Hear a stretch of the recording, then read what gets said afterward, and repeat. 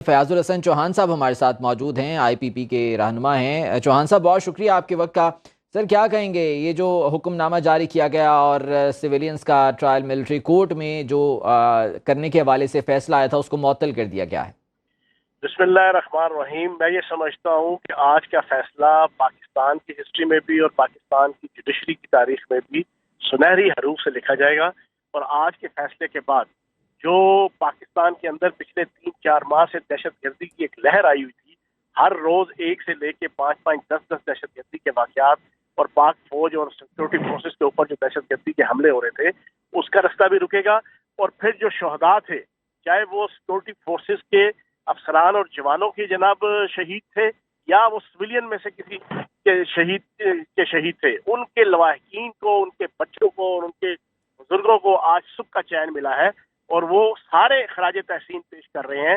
पाकिस्तान की 24-25 करोड़ आवाम को जनाब सुख का चैन मिला है कि अब कम अज कम जो बैरूनी ताकतें पाकिस्तान को डिस्टेबलाइज करने के लिए अपने यहाँ पे मिलिटेंट और नॉन मिलिटेंट हैंडल्स को इस्तेमाल करके पाकिस्तान के खिलाफ ये दहशतगर्दी की कार्रवाइयां शुरू किए हुए थे, इसका अब रास्ता रुकेगा इंशाल्लाह। चौहान साहब, अभी हम गुफ्तगू कर रहे थे कि ये ट्रायल तो शायद मिलिट्री कोर्ट्स में बहुत अरसे से चल रहे हैं, तो फिर अभी इस पर एतराज क्यों सामने आया? पहले अगर एतराज नहीं था तो अब क्यों?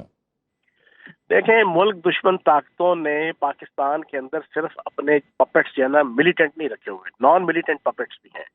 नॉन मिलिटेंट पपेट्स में एनजीओज हैं, उसमें सियासतदान हैं, उसमें वकील है, उसमें नाम नहाद तजिया निगार हैं, उसमें नाम नहाद दानिशवर हैं।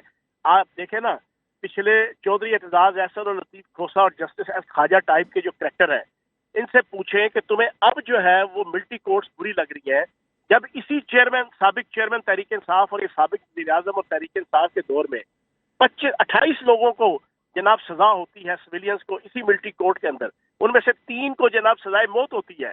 उस वक्त तुम कौन से सत्तू पी के सोए हुए थे, सुख और चैन के? उस वक्त तुम कौन सी जनाब सुकून और इत्मीनान की जनाब पानी पी के सोए हुए थे?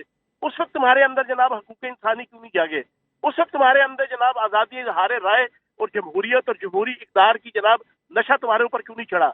उस वक्त तो तुम बिल्कुल जनाब अच्छा मीठा मीठा हब था।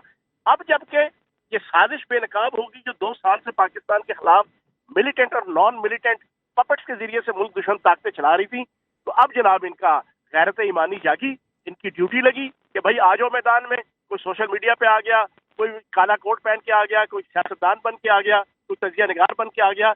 और पिछले 4-5 माह से खसूसन एक तूफान बदतमीजी था मिलिट्री कोर्ट्स के खिलाफ।